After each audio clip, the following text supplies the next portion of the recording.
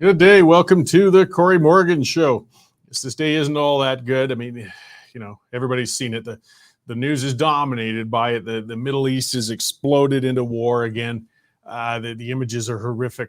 Israel and in Gaza, everywhere. It just never seems to come to an end. So yeah, of course we're going to talk predominantly about that today. It's going to be a big story, and it does impact us all, even if it is on the other side of the world. Particularly when we see some of the reactions coming from people over here in Canada and overseas. A lot of very embarrassing reactions. And there's been some good ones. I'll talk a little later, but Justin Trudeau actually, I think, has been some of the best leadership demonstrated from him in his statements and things since he's been elected. So, I mean, it's a refreshing change because Lord knows I spent enough time explaining why Justin Trudeau is not a competent leader. I'm glad at least he found some strength this week. As well, I'm going to have a guest on, of course, as always. Dave Makichuk's going to come on. He's been on a number of times before. He writes for the Western Standard, and he's always specialized in military things and that. And this was booked a while ago. Dave's down in Washington, actually, at a show. It's the Association of the United States Army show. It's almost a military trade show. And some people think, oh, of all times you're going to talk about this. Yeah, I know, but the show is on right now. And actually, there are some interesting things to examine and talk about there. For one, something out of the Canadian booth we'll talk about, but as well, I mean, with modern arms, believe it or not, if we aren't going to be able to escape from military actions, perhaps at least with some newer, more modern means of killing each other, we can try to reduce it to the combatants as much as possible. We haven't gotten to that world without war yet. All right, let's talk though. I'll give my views on some of the stuff that's going on and something that's got to happen. I want to talk about Gaza, and I want to talk about Hamas. And a lot of people don't. It is a complicated history over in the Middle East. Territory has come, it's gone. Gaza used to be a piece of Egypt, and then it was taken by Israel in '67, and then Israel gave it kind of back independent 18 years ago, and it's just never been settled. Now, Hamas, it didn't emerge from a vacuum. It is a popularly supported organization in Gaza. It's their governing body, and it's been running them for 18 years. It was selected by the citizens of Gaza to represent it. They were elected initially. Now they haven't had elections since, but they put them in there. Now it's time for the citizens of Gaza to abandon Hamas, if only for their own sake. I mean, it's only when locals stop supporting and shielding the terrorist efforts of Hamas will those terrorist efforts come to an end. And when those terrorist efforts come to an end, Israel will stop retaliating. This is the cycle of events that has to happen. I mean, the active participants within Hamas might be in a minority, but it's looking like they still enjoy the support of most of the Gazans, if only passively, and that support has to end. I know that not every citizen of Gaza supports the terrorist act of Hamas, and I know that they're suffering under the retaliation. Innocent civilians are going to suffer, and they're going to get killed. And I know it's easy for me to sit safely in Canada and tell people in Gaza to turn on their fellow Hamas members. I mean, these members are often friends, family, community leaders. I can't imagine the punishment for a citizen caught opposing Hamas in Gaza right now. But when the option is having most of Gaza leveled in airstrikes and shelling, the loyalties to the terrorists of Hamas has to start weakening. They can't just sit back and keep blaming Israel. What's Israel expected to do? The scumbags of Hamas slaughtered people at a music festival. They murdered babies, raped women, and tortured them. They shot down entire families, and now they're holding hostages. Is Israel supposed to just shrug and let bygones be bygones? Not going to happen, guys. Israel isn't going to stop now until this threat is neutralized, and that threat is Hamas. It's going to be a long and bloody war if Hamas can continue hiding among the citizens of Gaza. The terrorists of Hamas and Hezbollah, they're cowards. They love using their own people as human shields. Cowardice is a hallmark of terrorism. I mean, they purposely put military installations in schools and hospitals and, of course, play victim when the inevitable retaliation occurs. I mean, clearly Israel had a breakdown in intelligence that allowed them to be caught so off guard when Hamas attacked last weekend. And I'm sure they're working feverishly to figure out what went wrong and we're going to prevent such a lapse from happening again. But how many Gazan citizens knew this attack was in the works? Tens of thousands of them must have known as the missiles were being stockpiled, the terrorists were being trained, and the plans were being made. None of them were in Israel. And all of them must have known what retaliation was going to come. And that's because tens of thousands of Gazans support the terrorists of Hamas, if not hundreds of thousands of them. But there are millions of people there in Gaza. And they surely know the retribution is going to be swift and unforgiving. They remain silent. If Gazans want the violence to end, they have to stop supporting Hamas. They have to stop feeding them, stop housing them, and stop donating to them. They need to stop hiding them and remaining silent when they know the terrorist acts are pending. No approach is going to stop all the violence that's surely coming in that we're going to be watching over the coming weeks, possibly months. But this violence isn't going to end until Hamas is gone. That's the way it is now. The world's not going to defend Hamas. Sure, there's some sympathetic left-wing journalists and union heads and academics, but when it comes to developed nations, civilized people, Hamas is on their own. They've been condemned roundly by nations, and sympathy for their plight as the Israeli retaliation ramps up is going to be muted, to say the least. Hamas didn't even pretend to make their actions look like a military strike. They targeted civilians with the intent of being as inhuman and cruel as possible. They dug their own graves as they went so far over the line of humanity that no civilization can offer them sympathy. Hamas is a dead organization, even if they don't know it yet. And they're going to be brought down. The only question is by whom and how long it's going to take. If Gazans shed themselves to Hamas, the violence will end at least more quickly. And then leave them, if they leave the task to Israel, it's going to take a long time and it's going to be rough. They can only play victims for so long when they've been clearly supporting this horrific terror organization. However, the reign of Hamas comes to an end, it's coming to an end.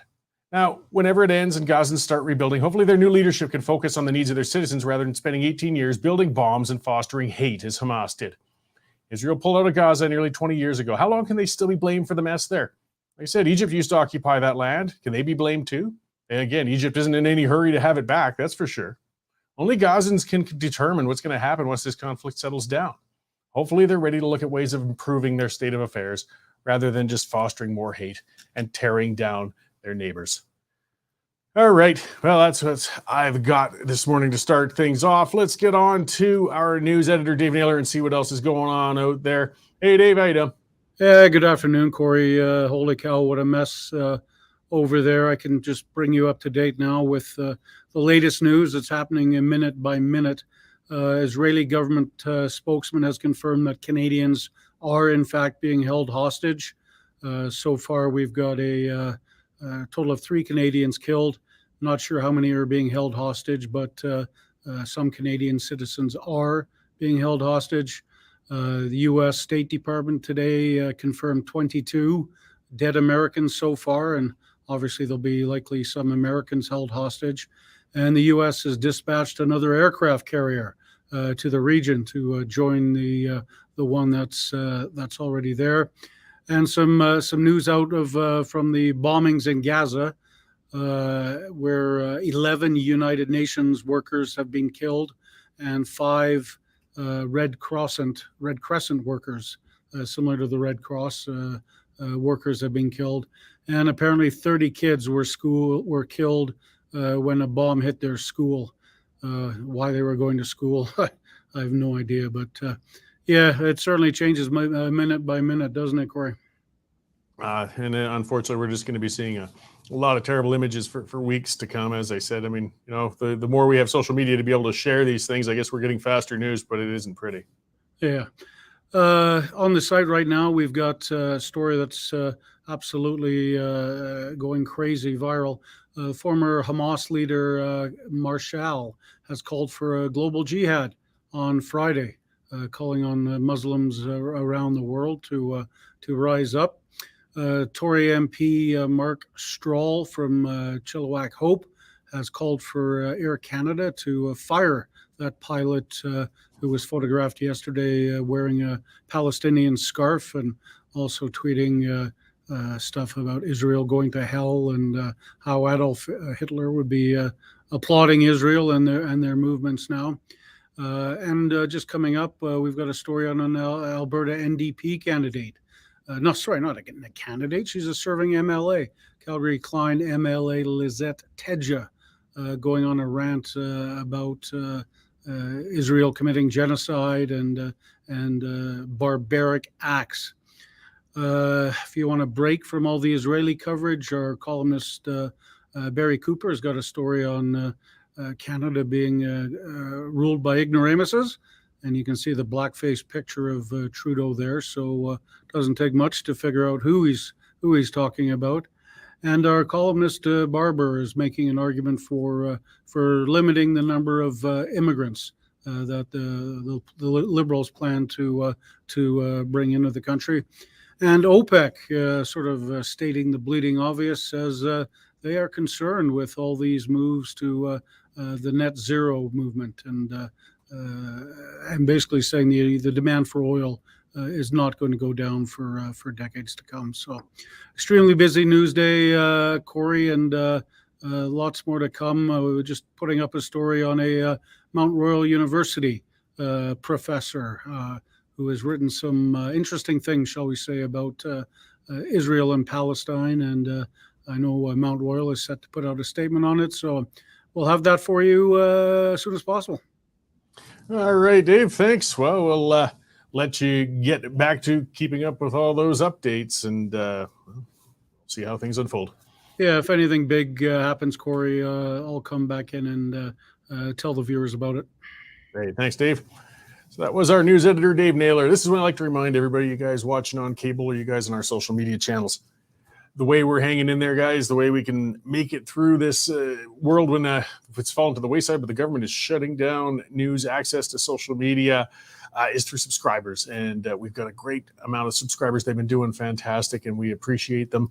And if you haven't subscribed yet, get on there, guys. westernstandard.news/membership. It's just like having a newspaper subscription in the past. As you can see, all those stories are coming up all the time. We are on top of things. We have reporters, and we have columnists all over. Get past that paywall. Take out a subscription. And again, as I said, if you already have, thank you. We really do appreciate it. So, before I get to Dave, I see him getting set there from the show, Mr. Makichuk. I just also want to point out, Canada has a problem being taken seriously on the world stage. It sounds like Mr. Cooper in his column there is covering a bit of that. And, I have been complimentary.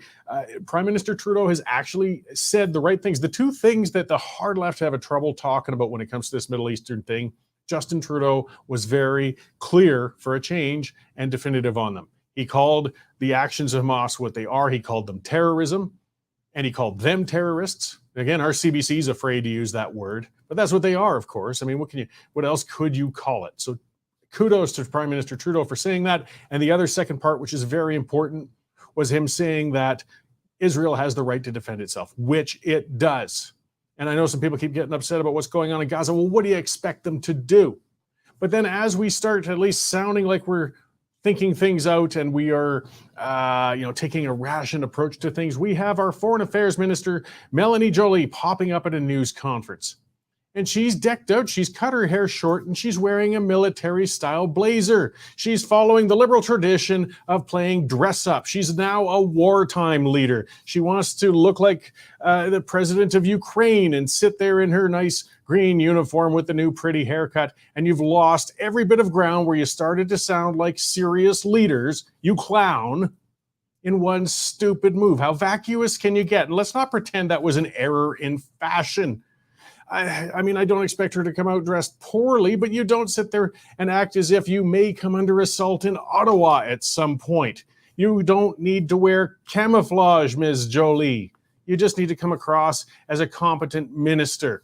And again, Canada starts looking just not serious. That's the problem we have. People don't take us seriously. How can you? All right. Thanks, Melanie. Carry on with your cosplay and maybe somebody will enjoy the fetish play a little later with that. Okay, so let's get on to Dave Makichuk. He's out there in Washington, D.C. He's at the Association of the United States Army show, and he's been covering some of the displays there. Hey there, Dave. How's it going? Hello. How are you? Very good. Thank you. So, and you've got someone with you. I'll let you introduce him, Mr. Makichuk. Yes. He is Mr. Carl Landrum, and he's Vice President of Civilian Programs and Strategy at D-Drone.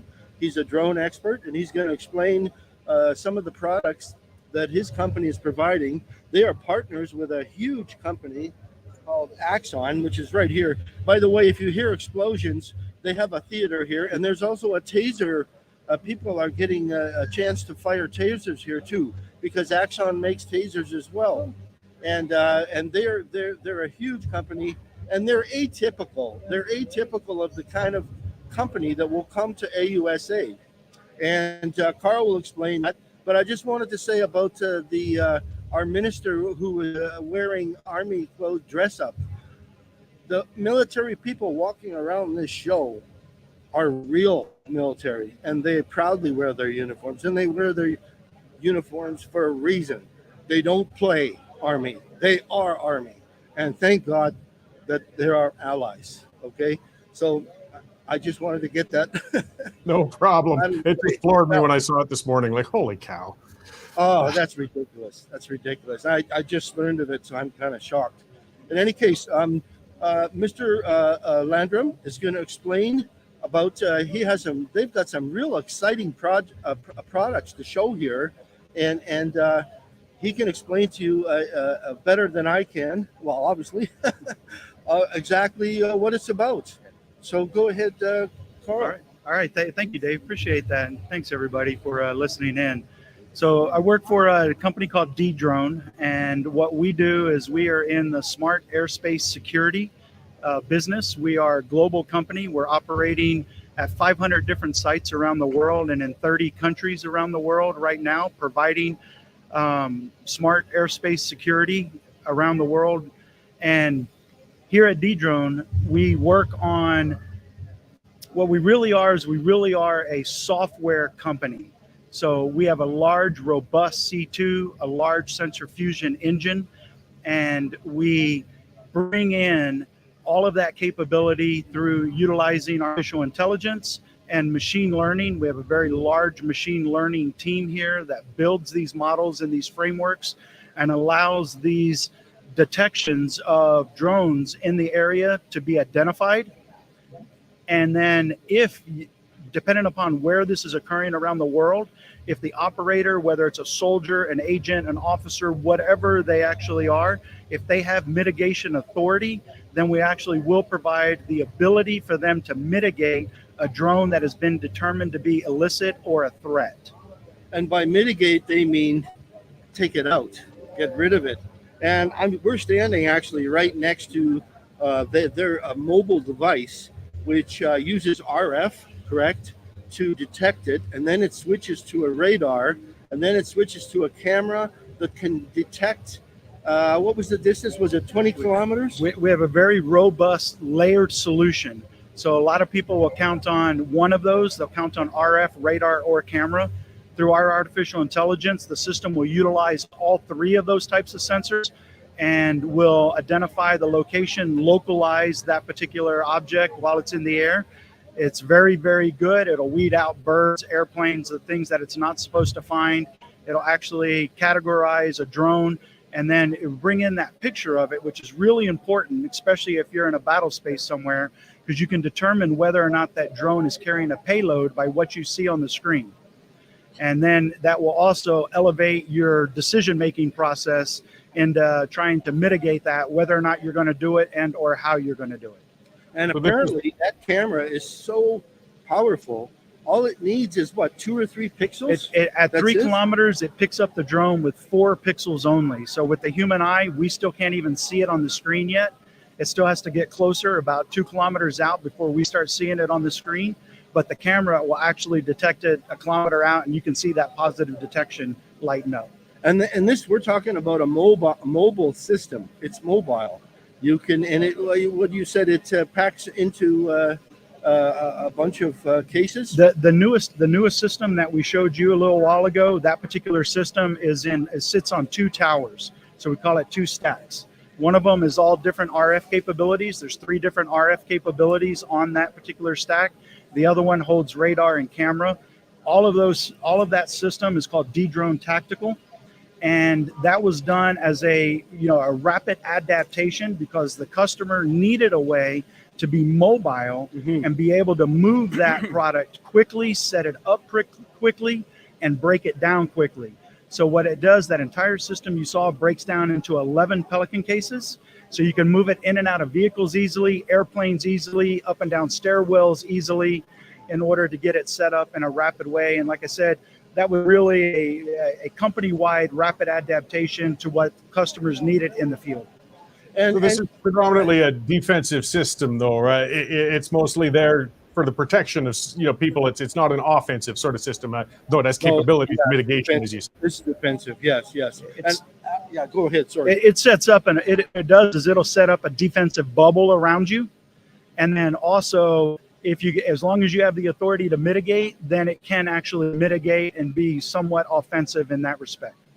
So in other words, there was a case, I think last year in South America, where a South American leader came out on a stage to welcome people who had voted for him. And then all of a sudden a drone attacked. This system would eliminate that entirely. It would take care of that. You'd be able to, it's also for base security, full base security. And Axum has all kinds of, they do police cameras, they do toss in robots where you throw it in and it has a camera and it'll drive around. And they have all kinds of security equipment like that. So it's really interesting. It's all cutting edge. And you were talking about AI. How does AI get, because everybody's talking AI, how does that affect your product? So the way it works, like I was explaining at the beginning, so we are a very robust software company. That's what we are. We do make product and we do integrate with products from other companies. We're integrated right now with 45 other companies. What's really key about that is that if somebody over the past several years, a lot of people that have been investing in this type of technology, they have spent millions of dollars in different types of sensors and bringing those capabilities. And if they engage with Dedrone and utilized our particular products, we would not only bring them all the futuristic stuff, everything that is new to market right now, but I can also integrate all of their existing products as well, so they don't lose their investment that they've already put in over the past several years. And then with all that, with our machine learning team, what those guys do is they're actually building machine learning models, and then those models are what's loaded up and what become the artificial intelligence. So that's machine learning. We're talking about machine learning for these devices, right? Which is absolutely amazing. They can learn on their own. So this entire system, in the end, because of the AI, because of the artificial intelligence, this entire system will be able to operate autonomously. And the only part of it, and what we call is we no longer say like a man or woman in the loop. Now we say on the loop. And what that is that everything about this can be automated except for the actual hitting the mitigation button, because that requires authority to do it in most places. So that you need a human involved to make the decision to hit the button to take that thing out of the sky. And by taking it out, it's not they don't crash into it. They take it down with RF. Right. We just take it down. They can take it down radio frequency. Yeah. So anyway, thanks, Carl. Appreciate this Absolutely. very much. Thank you for taking time for talk to Western Standard readers. And so yeah. Okay. Thank you. You can. Thank you so much. Thanks, Carl. So anyway, I just wanted to quickly tell you a little bit about AUSA. There it is 700 different companies come here every year from 80 countries, and there are visitors from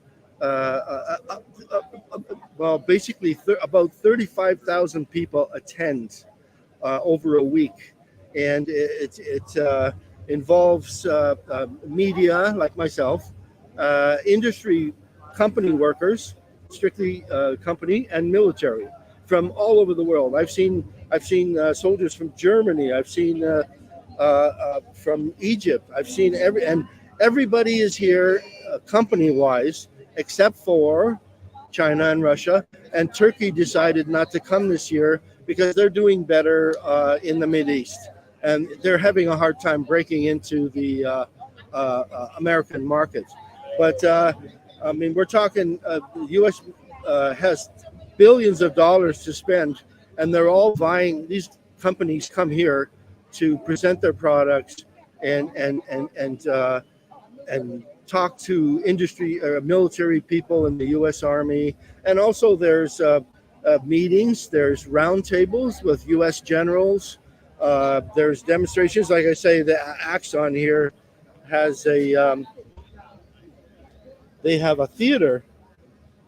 They actually have a theater where they've made a film about their products, and it's just really incredible. We're talking millions of dollars just to be here. Yeah, so I mean, they're obviously displaying some of the top of the line modern technology there. Going a little further, though, I'd heard so you'd pop by. Canada has a table there, and getting to more conventional things. You asked about the acquisition of the SIG handguns. Well, yes, because the SIG. Oh yeah, we bought. Apparently, I didn't even know this, but we got a big contract from Sig Sauer for these new handguns, which they call Canada handguns, and they're really impressive devices. I think something like 12,000 of them. And I went to the Canadian booth here. We have a booth, and there was a gentleman there at the table, a reception table. And I asked him, I said, so do you know anything about this? He said, no, I'm an expert in climate change. Well, did he But give we have you a military show. And we have somebody there who's an expert in climate change. Duh. Again, that comes back to how Canada just can't be taken seriously anymore, unfortunately. Exactly. It goes back to your point. I mean, why aren't we trying to sell Canadian products, military products? Apparently, we have some kind of new machine, or Arctic machine that can haul things.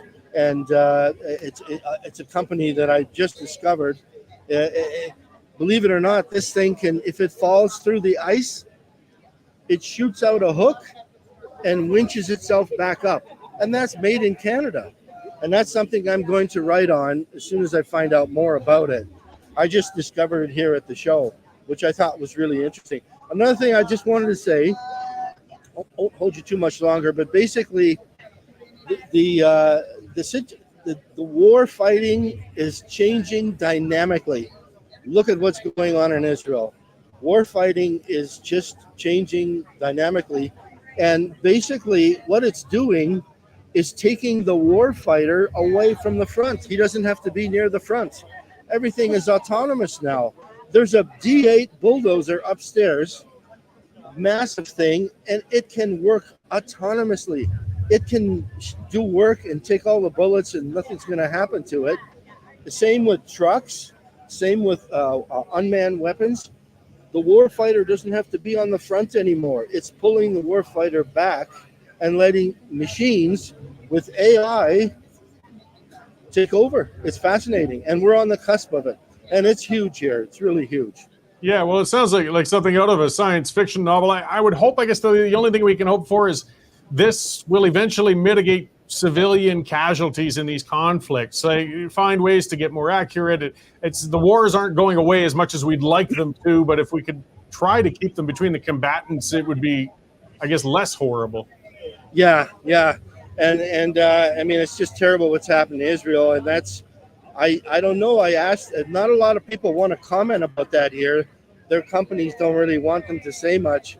But basically, it's from what I was talking to the regular soldiers, they say it's back to, as far as that situation, it's conventional warfare. It's going to be guerrilla warfare, conventional warfare, and it's going to be really nasty, very nasty. And I really feel tremendous sympathy for all those victims. And it's just like Dave said, it's a mess. It's just a terrible mess, and it's, unfortunately, this is the reality of 2023, and our prime minister, is clueless. He's cutting the military at a time when we need to stand strong. We need to stand strong and support our military, and we should have a stronger position here. We really should. We should be working because there's technologies here that could really help us. There really is. I mean, I even saw a new detection system that they're selling to schools. Detection, for weapons and knives. They're 2 towers. They cost $15,000. They're made by Chea in Italy, and the U.S. schools are buying them. And you put them at the entrance to anywhere, schools anywhere, and they can detect weapons and knives. And that's a technology that we could use. We might, because someday we may need that. Hopefully not soon, but someday we might. Anyway, I just wanted to give you an idea of what's going on here. And it's pretty exciting. There's lots going on. Well, I appreciate it. Well, thanks for checking in with us from down there, Dave. And I'll let you carry on. I know there's a lot to cover, and Yes. I look forward to your columns and talking to you when you get back. Yes, and I'm going to file something on the show, and it's I'll send it in to Dave very soon, and then I'm going to head to the West End Bar. Right on. It's been a long week. Okay, it certainly has. Thanks, Dave. I'll talk to you again soon. Okay, take care. So that is our Dave Makichuk coming live, from the Association of the United States Army show. And again, we're talking about an arms dealing show when we're in the midst of seeing the terrible things happening in Israel right now. But that's what I wanted to focus on. That was interesting, was listening to the defensive aspects. Like, we still need the technology. Some of the people talked about, how did Israel get hit so hard? How were their pants down? And I mean, there was definitely an intelligence breakdown. But when you hear some of the numbers, initially they launched something like 2,000 missiles, 2,000 into Israel. And it managed to cause thousands of injuries and hundreds of deaths. But you look at those numbers, thousands of missiles. You see, there is that Iron Dome system that can only manage so much. But clearly it stopped a lot of those missiles. Not enough, but a lot. So, I mean, it wasn't a total failure as far as that goes. When we talk again, the term is mitigate. You can't eliminate, unfortunately, in these situations. As Dave talked about in the end, the next phase, we're seeing that coming along and what's happening over there. Israel's called up over 300,000 reservists. They're getting ready. They're going to go in on the ground. They're going to go door to door. They're going to root out the Hamas terrorists, and they're going to clean them out, and it's going to take a while. It's going to be street to street. It's going to be awful. We're just seeing the beginning of this. I'm seeing some of the statements from some of the other folks, which is fair comment. Absolutely, Langdon Industries saying the Middle East is the Middle East's problem. Other folks have said things along the lines of it's their issue, but guys, it's not. It's bigger than that. It's bigger than that. They got Canadian hostages there. They got American hostages there. We have citizens there. It impacts things all around. Unfortunately, whether you want to, look at it like that or not, we can't just turn our backs on this. And there's part of, people are wondering, I mean, Hamas, they're crazy, they're bloodthirsty, they're vicious, but they're not stupid. I wish they were. They're not typically stupid. They knew the hornet's nest they were poking. So what was their intent? I think for the true believers, the hardcores, they really do want to bring about the big Middle Eastern war. They want to bring about the end times. They want this battle to spread. They want it to go to Iran, to Saudi Arabia. They want the Middle East to come in and try to wipe Israel off the map. And that could spread even farther into other areas. And remember, that terrorism comes across the ocean over here at times too.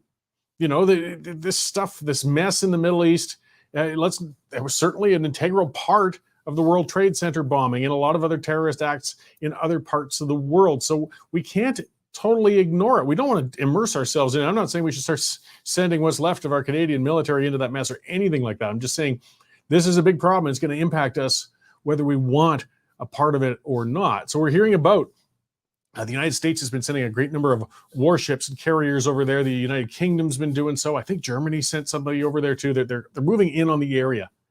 I don't think it's because they're eager to dive in. I'm sure it's because they don't want to, but it's the show of force to tell Iran, to tell Lebanon, to tell the others, guys, don't escalate this because it's going to end poorly. Let's not spread it out further. It's going to get a heck of a lot worse for you guys if you jump in on this mess. And that's what that show of force is about. Let's hope this doesn't spread further. And there's no AI or other things that are going to stop the door-to-door terrible aspects of this war as it's going to unfold and continue. So some of the commentary, some of the idiocy, some of the crap out there that's been going on over this already, anti-Semitism. I understand there's people say opposing Israel's policies isn't necessarily anti-Semitism. No, it absolutely isn't. But when you get a lot of the criticism of Israel, you don't have to scratch that hard quite often. Usually you do find a Jew hater underneath. And we're seeing them, guys. We're seeing them in spades. And I'm seeing them on the extreme right and on the extreme left. It's actually a good mark of the extreme. It just seems to be the thing they'll always embrace when they hit the extremes, whether it's left or right, is let's blame the Jews. It's always been a favorite, hasn't it? So here's a beauty of a tweet. This was out this morning or yesterday. This is from Trudy Crow. She identifies herself as a proud liberal supporter of human rights, women's rights, and the LGBTQ community, lover of animals. Okay. But she was correcting a story that talked about the beheading of babies. And apparently it seems to have happened. I know some people are denying it, but yes, sounds like it's happened. She corrected it, though. She said they did not behead 40 babies. They only killed 40, and some were beheaded. That's literally what she said. Oh, well, if they didn't behead all of them, that's not so bad, right? Like, this is the idiocy. This is the level. This is where they're coming in to try and soft sell what these monsters from Hamas did. Guys, the images that are coming out on the internet that we're seeing, I know a lot of us are trying to tear our eyes away from those images. They aren't coming from the IDF. They aren't coming from Israel. They're coming from Hamas themselves. These guys are showing off the atrocities they've been doing.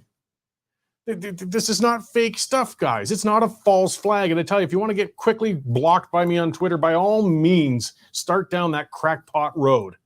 Israel didn't bring it on themselves. Israel, are they the nicest player out there? Not by a long shot. No, no, they aren't.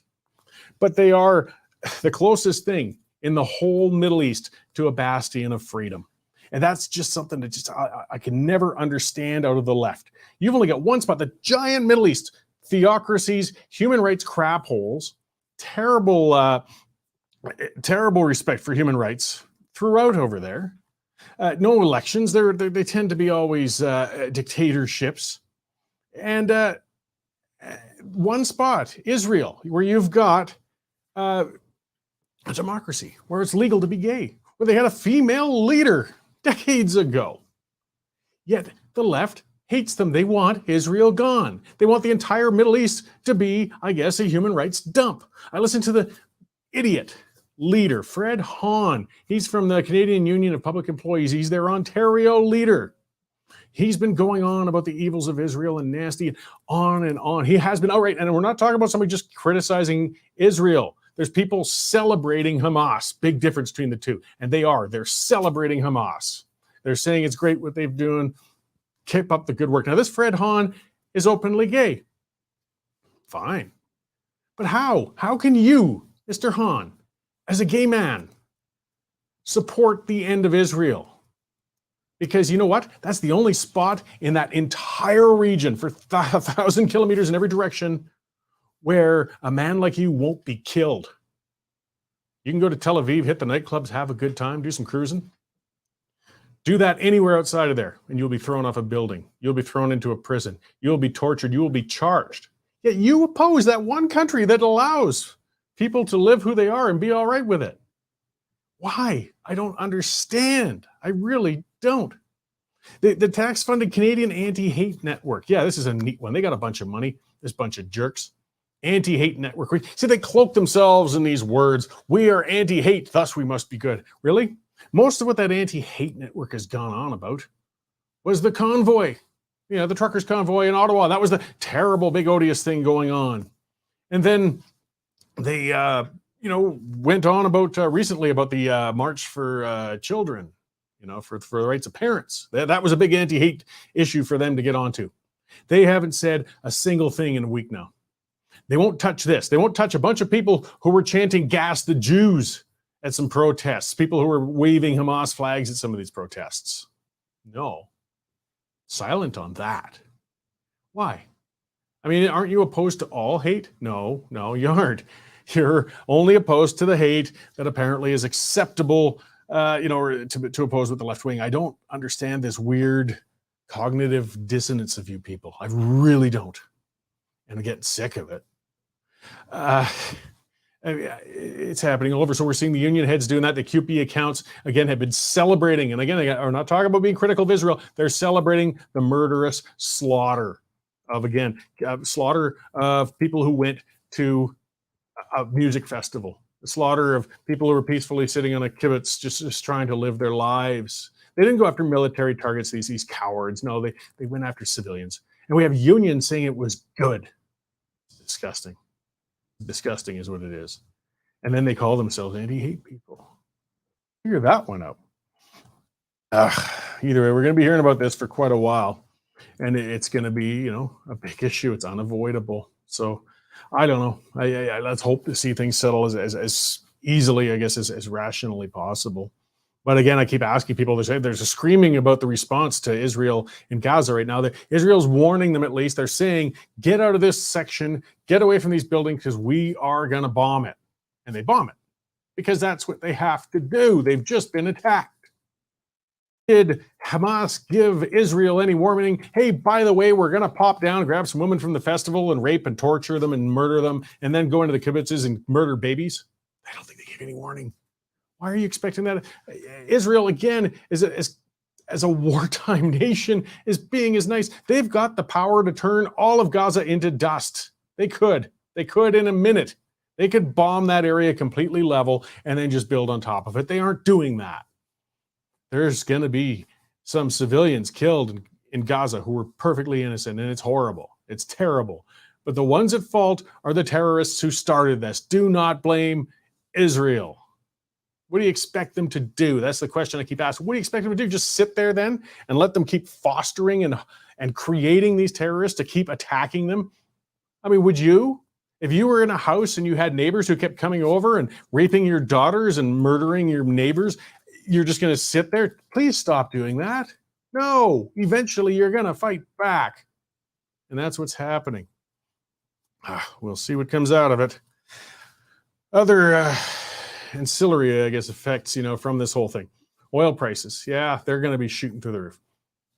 I guess in Western Canada, that'll be a benefit to us. I mean, we don't want to benefit on wartime things. Whenever the Middle East gets into, and it just never seems to end, right? It's every 10 years or so, there's another big conflict. So the oil prices are going to shoot through the roof. Hey, I think we're possibly maybe a year and some away from having the Trans Mountain Pipeline expansion finished, though I won't believe it until it's done. Canada really could be supplying the world with safe, clean energy, but we just seem to be too busy stopping ourselves, virtue signaling. As Dave pointed out, he's at a trade show for military hardware, and the Canadian booth is manned by a person who doesn't even know about the purchase of handguns for Canadian soldiers. But he was there to talk about climate change. Wow, we got our priorities right. So yeah, when the government's that ideological, when the government's that myopic and stupid, it's not that shocking, I guess, that we're not allowing ourselves to be positioned to at least financially, maximize our returns on being an energy producing nation. No, we're shutting in our oil and gas. I know people are saying it's still been rising. Yes, it is, but we're capped. And I mean, Western Canadian oil, you got to understand, we get nailed on the premium. We don't get as much per barrel for ours as other nations do. We don't get the West Texas price. We get the Western Canadian one because we only have one customer, and we get knocked down on our price dramatically. And this should have been resolved years and years ago, but we're still dragging our butts on it. So as the oil spikes up through the roof, yet again, we won't be able to fill that void very effectively. Carry on, I guess. We'll fill as much as we can. The other big story in the news is the hockey season strikes off and gets going. Let's talk about virtue signaling. Why not, right? So I guess the Rainbow Pride tape, the NHL has said, no more, not doing it. Nobody can have it. These stupid games, you remember, they're friggin' hockey players. I just want to watch them play hockey. I don't care about the rest of this stuff. But fine, it has become an issue. The problem is the virtue signalers make everybody else virtue signal with them and on their behalf. If, those remembering the old Seinfeld episode with Kramer, you don't want to wear the ribbon, and they get on his case, but that's the truth of it. Of course, I went and put it out on X. I said, why don't we try it? Because right now you're banning everybody from showing anything now. And before you were forcing everybody, you were forcing every player to wear Pride stuff, even if they didn't agree with it. How about just letting the players choose for themselves? How about that? Eh? This player wants to put rainbow tape on his hockey stick. Let him. This one doesn't want to. Leave him alone. He doesn't want to. Is it really that complicated? But it is when it's the mob, and that's what it is. Social justice mobs. Virtue signaling clowns. They don't want to reason with people. They want to force people. Guess what? You force somebody to wear Pride stuff, what you probably end up doing is making them more bitter. If they had an issue with LGBTQ people, that issue's only going to get worse. Leave them alone. But they can't. You didn't wear the ribbon? Ugh. Let's see. Other stuff we got going on. I mean, in Alberta, there's an activist named Taylor McNally. She's crazier than all get out. She's on trial right now, so I'm sure the Standard report whenever that comes about. I think it's getting to the point of sentencing as she assaulted a police officer. She has a long history of assaulting people. She's a very violent person. But it's funny, again, the left is silent on her because she's an activist for their causes. But it's no less dangerous. Assault is assault. But either way, they're saying that she shouldn't be sentenced that harshly because she was protesting against a police officer who had misbehaved. She didn't assault the police officer who had assaulted somebody. She assaulted a different police officer. But this is lefty logic. So if that officer misbehaved, I have the right to assault that officer over there. It doesn't work that way, Taylor. I hope they find her some help and get her medicated. I've run across her at a couple of events before in Calgary and area. And I tell you, we're going to see her in the news. And it's going to be really bad one of these times soon. She seems to be getting more and more violent every time she springs up. So watch for that. Watch for other things, guys. As I said to Dave, we're covering things as fast and as hard as we can. There's lots breaking. It's constantly going on out there. We're in a crazy world right now, and we got to stay on top of things, and that's what we're about here at the Standard. We do write about these. I hope we find some lighter stuff to write about and for me to rant about in the future as well. But today, yeah, it had to be dominated by this terrible war going on now in Israel and area. Either way, hope you all had a good Thanksgiving, guys. Thank you for tuning in today. Be sure to tune into the Pipeline a little later. That's going to be on the same channels that this show airs on. And I will see you all again next week at this time. The current Lethbridge feed grain prices are as follows. Cash barley's at $3.45, feed wheat's at $3.55, and corn's lower at $3.47 per metric ton.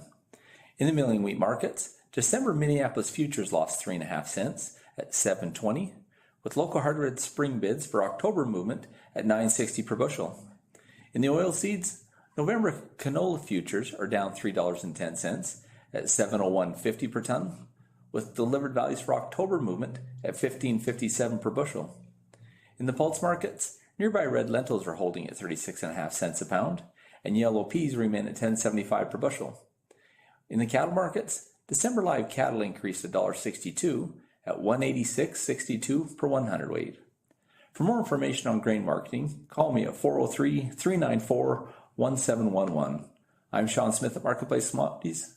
Accurate real-time marketing information and pricing options. Canadian Shooting Sports Association. Without the CSSA, our gun rights would have been taken long ago. These guys are on the front lines helping to draft smart and intelligent firearms regulations and legislation in Canada, and more importantly, educating the public about how we keep guns out of the hands of the wrong people. To become a member, it's absolutely worth every penny.